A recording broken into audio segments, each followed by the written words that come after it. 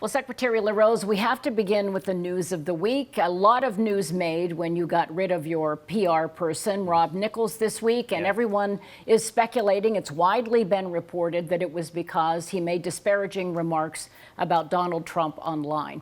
What's the reason he's gone? Well, because a communications professional shouldn't himself become the story, and in trying to maintain some sort of a secret social media account and sharing things that are not consistent with the values that I share. But not only that, engaging in some pretty unprofessional conduct in the way that he was interacting with people online. And it's unfortunate. He's a good man, and I wish him the best in whatever he does next. But he wasn't able to continue in the position of responsibility of being my spokesperson. You know, people were speculating, oh, this is just an effort by Frank LaRose to make sure he looks good to Donald Trump. Are you going after the Trump endorsement, and did that have anything to do with this? Listen, I'd be proud to earn President Trump's endorsement again. I earned that endorsement last year. I was the only Secretary of State in the country to do that. And I believe I will earn President Trump's endorsement because he knows how to spot a winner, and he knows that I'm the one that can beat Sherrod Brown, take back the Senate majority, and really help him drive his agenda to get our country back on track. So I believe I'll earn his endorsement, but the most important endorsement I'll get is from millions of Ohioans that put their trust in me. J.D. Vance is already endorsed one of your opponents, Bernie Moreno. He's got the president's ear. Kari Lake was campaigning with him and called you a never-Trumper. Your reaction when those kinds of things are happening out there on the campaign trail? Yeah, nonsense campaign trail kind of things. And I don't know what the deal was between Mr. Moreno and any one of those folks, but it's pretty clear that he's in a distant third in the Republican primary. I don't think that he's got the shot that it's going to take, but I'm going to work hard and earn the trust of Ohioans. Again, some person from Arizona or some other out-of-state person, that's not what really matters. What matters is who Ohioans know will fight for them. They know I'm a father. I'm the only father of young children in the race, but I'm also a fighter, and I've demonstrated that. I'm going to fight for their values, and Ohioans recognize that, and that's why they're going to put their trust in me for this next job of serving them in the U.S. Senate. You certainly were fighting for conservative values on issue one. Yes. You were front and center in that race, and voters handily rejected it. You launched your Senate campaign in the middle of all that. How do you think issue one will inform the decision of voters moving forward?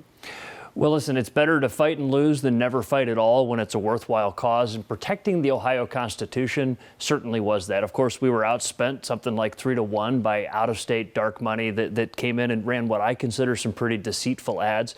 I think there were some in the media that really had their thumb on the scale in the way that they covered the issue. But regardless, Ohioans have spoken on that. I fear, though, that I'll be proven right over time because the things I warned about, it's not just this dangerous anti-parent amendment this November, but it's also now a petition was just filed to eliminate qualified immunity that protects police officers when they risk their lives to keep us all safe.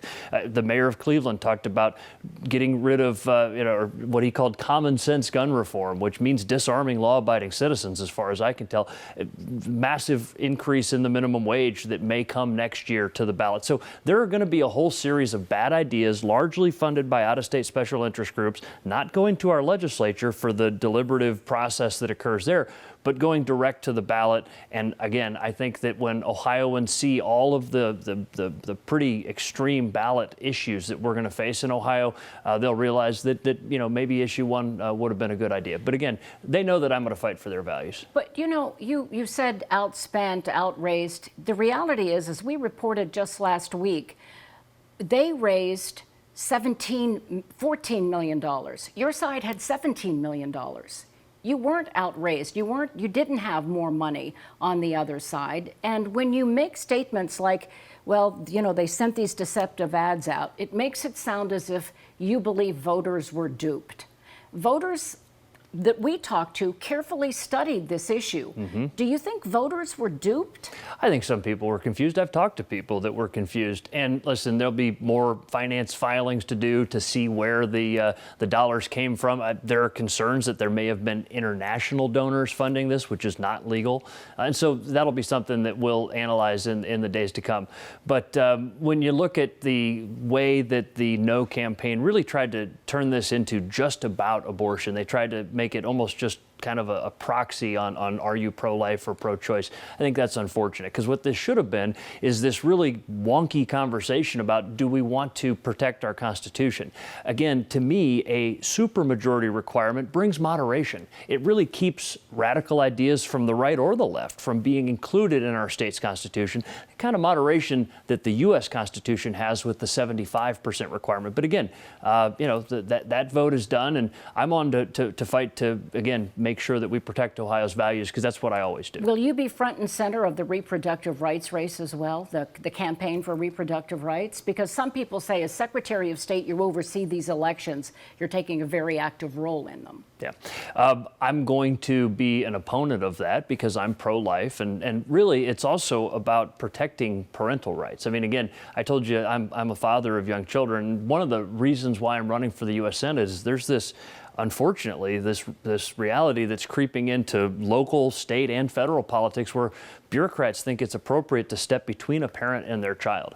Lauren and I do not intend to co-parent with the government or anybody else, and I know that many other Ohioans share that. They want to make sure that their children are raised with their values. The most important job we'll ever have is being a parent. So yeah, I'll be opposed to that. But as you know, there's nothing in that proposal that would change existing parental rights laws in Ohio, is there? I mean, the way it's worded, even the people who drafted it say they had no intention to change parental rights laws. And as an example, as we talked about in the debate, Children's Hospital's spokesman says no doctor would perform the kinds of surgeries they're warning against without a parent permission. Well, I disagree with you on that. What we're talking about, though, is a constitutional amendment which supersedes anything in state law. That's the challenge with doing lawmaking or policy making via constitutional amendment.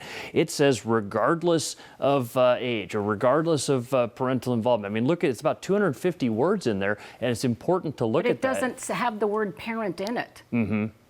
The challenge is that when you write a constitutional amendment, it is going to supersede anything that exists in the law. It will be interpreted inevitably by courts over the years, and the constitutional scholars that I've heard from clearly believe that this would be very directly opening the door to underage children getting medical procedures without their parental involvement. Again, that may end up being tested by the courts, but that's something that I'm concerned about this. But on the issue of running the elections and being involved, listen, every Secretary of State, Sherrod Brown, John Husted, Bob Taft, every person that's held this office in recent years has had their own political beliefs that they speak out about, and then also done the work of being the Secretary of State. I call balls and strikes as Secretary of State. That's well known. You can look at my track record. I've broken ties in favor of the Dems. I've broken ties in favor of the Republicans. Really, what I've done is done what the law says as an executive office holder, and I'll continue to do that. We just approved this amendment to be on the ballot. It's not something I support, but they had the right number of signatures, so we did our jobs.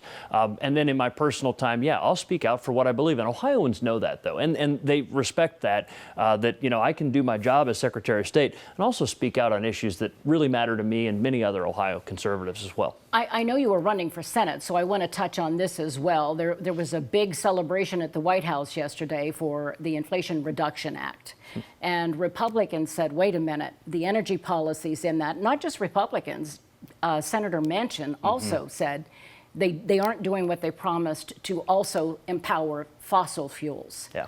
Your feelings about the Inflation Reduction Act and how you would vote if you make it to the Senate? Well, I would have been a no vote on the misnamed Inflation Reduction Act. I think that sometimes when the Democrats give it a focus group tested name like that, it may be a tell that it actually does the opposite. I don't think that hiring, 80,000 IRS agents and spending trillions of dollars is the solution to inflation. But those are the kind of things that the Biden and Brown team have been doing. I think that you reduce inflation by doing energy exploration like we have here in Ohio, the opportunity to provide oil and gas that will power our lives and our communities for many generations to come. I was at a natural gas fired plant out in eastern Ohio just a couple weeks ago, powering 1.5 million homes using clean Ohio natural gas in a way that can change with the cycles. They can phase it up and phase it down. It's a wonderful thing. But again, if the Biden administration had their way, pipelines wouldn't be getting built, wells would not be getting drilled.